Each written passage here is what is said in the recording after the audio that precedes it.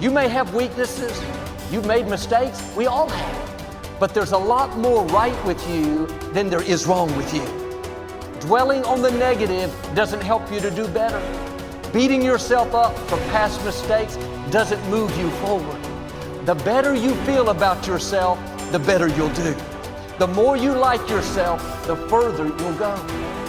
You can't give away what you don't have. If you're in turmoil on the inside, mad at yourself, critical, condemned, that's what you have to give. Love is not something that you do. Love is something that you can become. It's your quality. If your mind is in a certain way, it's joyful. If your emotions are in a certain way, it's loving. This is the quality of sweetness of body. If your body becomes sweet and pleasant, it's called health and pleasure. If your mind becomes very pleasant, it's called peacefulness and joyfulness. If your emotions become pleasant, it's called love and compassion. If your very life energy becomes pleasant, it is called blissfulness and ecstasy. Only if your surroundings become pleasant, it's called success. In Buddhism, they say replace any negative thought immediately with a positive thought. And the neuroplasticity says the same thing, because neuroplasticity is amazing, but it can be bad. If you have a breakup and you obsess about the person, you're wiring that deeply into your brain. So you have to direct your neuroplasticity, and if you do get that voice in your head, which is normal for all of us, you need to, override that with a positive statement. So your forebrain is the builder, it's the designer, it's the CEO. And when you begin to speculate possibilities, when you start to think about a better way to do something, or something you want to experience, or something you want to do, or some future event, it's an amazing phenomenon, because researchers are beginning to show that not only do we remember a past, but the brain actually can remember a future.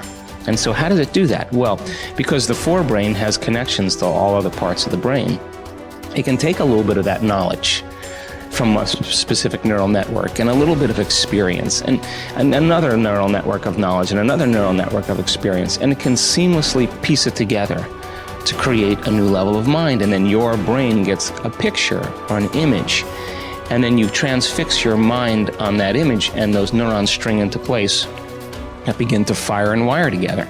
And every time you remind yourself of what you want to experience, you're reinforcing the circuitry in your brain to begin to install the hardware for you to actually experience that future event. In other words, the brain already looks like it's already had the event. Now that's super cool, because it really says then that we're remembering a future potential. The imagination is the most marvelous, miraculous, inconceivably powerful force that the world has ever known. And the average individual uses the imagination, if they use it at all, against themselves. They imagine what they don't want. They imagine problems coming. Let's begin to use our imagination the way God meant it to be used. It's the greatest creative faculty that we possess, and we can build anything we want with. The mind is very strong, and one of the things the mind does is develop methodologies or ways of thinking that let it interact with life and not get hurt and be more comfortable, and it's the ego. When we develop a self-concept and we change it throughout our lives, but in general, there's a self-concept sitting under there saying, I was the one that did this, and I was the one that went to this school, and I'm the one that went there, and the one that my father left or stayed, or whatever the hell it is, And basically, all of this unfolds, and you end up developing patterns of thinking based upon the experiences you've had, all right? And what I'm saying, at least certainly in my experience, is that's not what makes you wake up. That's what keeps you from waking up, all right? The fact that you're identifying with these past experiences and saying, that's who I am, well, it's not who you are. You are watching your ego, you see it get upset, you see it fix things, you see it have concepts and views and et cetera, and even you're obviously very intelligent, you can use your intellect to support the ego, to support that, and so on, right? Man's greatest burden is unfulfilled potential. Man's greatest burden is unfulfilled potential. And I say, when I look at the audiences, And I know that maybe only 1% are going to achieve their potential. Not fully. I still haven't fulfilled my potential, but unfulfilled potential is man's greatest burden. And it breaks my heart because I know what you kids are capable of.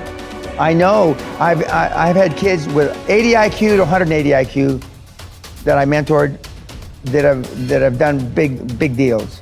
Actually, the 80 IQ did better than the 180 IQ. Okay, and I know what they're capable of, and I know how 10 million or 100 million or whatever the number is changes lives, and then all of a sudden, you know, you believe that you can walk on water. You believe that you can take a loaf of bread and feed however many he was supposed to have fed and make water into wine. And when you believe it, see, the true test of a leader is when you've trained other people to be leaders. It's in you, kids. I mean, you can do it. If you want it bad enough and you stay focused and you're willing to maintain that commitment.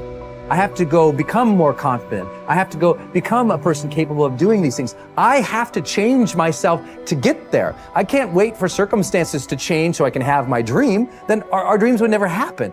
We have to get to the point of maturity in our lives where we say, okay, 2 things are going to change my life. Something new is going to come into my life and make me lucky and blessed. And maybe I can't count on that forever. And maybe now instead I have to consciously design my life and say, okay, now if I want to change, if I want my dream, something new has to come from me. I'm going to become a better person. I'm going to become a person who is more optimistic, who is more confident, who is more driven. Not because I am that now, but because we can grow. That you can become the type of person who you need to be to achieve your ideal life. You can start today living from your highest ideals, your highest sense of self, your strongest sense of self. You don't need permission. You don't need a guy like me to look at the video camera and say, you have now permission. But if you've been waiting for it, you have permission. It's like at some point in your life, you just say, okay, I have permission to become my best self. And by becoming your best self, you start to achieve your best things. You start to contribute better things. You start to become a better human being. You can do that now, today. So next time you're thinking about a big dream, don't think about the things that, well, I don't know how to do that, and stop. Think, I don't know how. So set it up on your calendar to go learn those things. I don't have that, then set it up step by step to go build that. I'm not like that, then set it up step by step to go develop those skill sets and those competencies so you can become that, and ultimately you can achieve that dream. It's there, it's waiting for you. Don't stop. We are what we repeatedly do.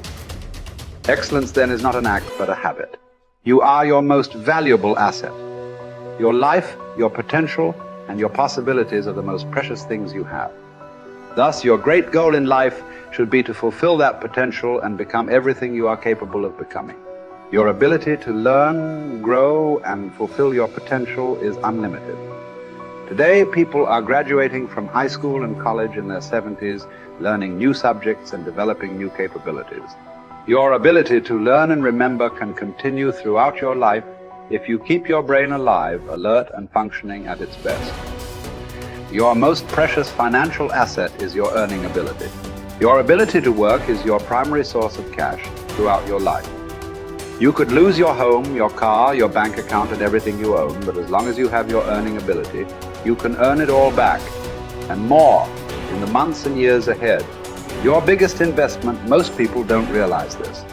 They take their earning ability for granted. But it has taken you your entire life to develop your earning ability. Every bit of education, experience, and hard work that you have invested in learning your craft and developing your skills has gone into building this asset. Your earning ability is very much like a muscle. It can increase in strength and power year by year as the result of regular exercise. Likewise, the opposite is true too. If left alone or ignored, your earning ability, like your muscles, can become weaker or even decline because you have simply failed to upgrade it continually. In other words, your earning ability can be either an appreciating or a depreciating asset. What got you here won't get you any further. Some people are actually losing value each year, declining in earning ability because they are not continually upgrading their knowledge and skill. They don't realize that whatever knowledge and skill they have today is rapidly becoming obsolete. It is being replaced by new knowledge and skills that, if you don't have them and someone else does, you will be in danger of being overtaken by your competition. The achievement of personal excellence is a decision you make, or that you fail to make. But in the absence of a commitment to excellence in your chosen field, you automatically default to average performance, or even mediocrity. No one becomes excellent accidentally or by just going to work each day. Excellence requires a definite decision and a lifelong commitment. Knowledge and skill are the keys to the 21st century. Becoming the best person you can possibly be and moving to the top of your field require the application of self-discipline throughout your life. Mental fitness is like physical fitness. If you want to achieve either, you must work at it all your life. You can never let up. You must be continually learning and growing. Every day, week and month, throughout your career, and in other areas of your life. If you're going to join the top 20% and stay there, to earn more, you must learn more. Abraham Lincoln once wrote, "The fact that some have become wealthy is proof that others may do it as well." What others have done, you can do as well. If you learn how, everyone who is at the top was once at the bottom. Many people who come from average or poor families with average incomes or who grow up in average circumstances have gone on to become some of the most prominent people in their fields. And what hundreds of thousands and even millions of other people have done, you can do as well. The philosopher Bertrand Russell once wrote that the very best proof that something can be done is that someone else has already done it.